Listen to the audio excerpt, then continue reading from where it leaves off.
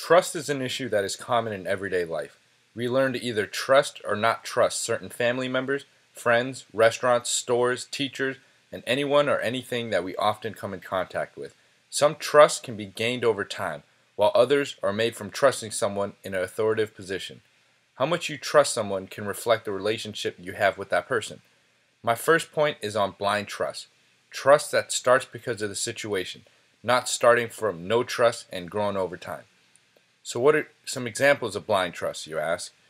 Policemen and doctors are often trusted in big situations without the person actually knowing them personally. They are in a position of power and they have others' trust almost automatically.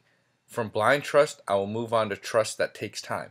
Having a relationship or friendship with someone takes time, and often trust is a key component to a healthy relationship between two people.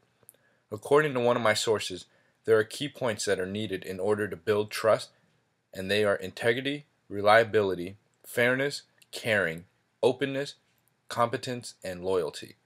In my research paper, I will expand on these points and how they play a role in trust. Since I am researching trust, I feel it's necessary to research distrust, which is the complete opposite.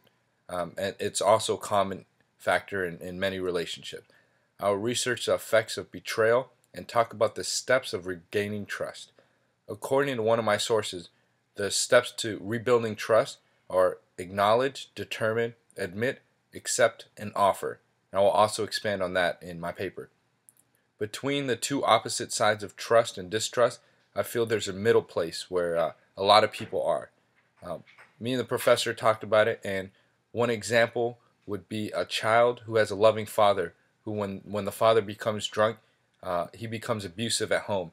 And so the house becomes a place that the kid is fearful to be in. I will research the psychology of being in a situation like that. I feel like the paper has a lot of research and a lot of options for me to look at.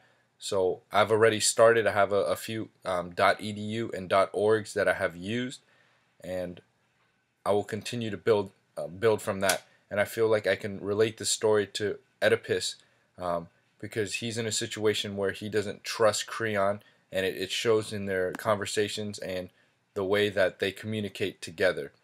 And I could see, from what I read, that the people of Thebes trust the king because he's their king. So it's not like most of the people have a one-on-one relationship with the king.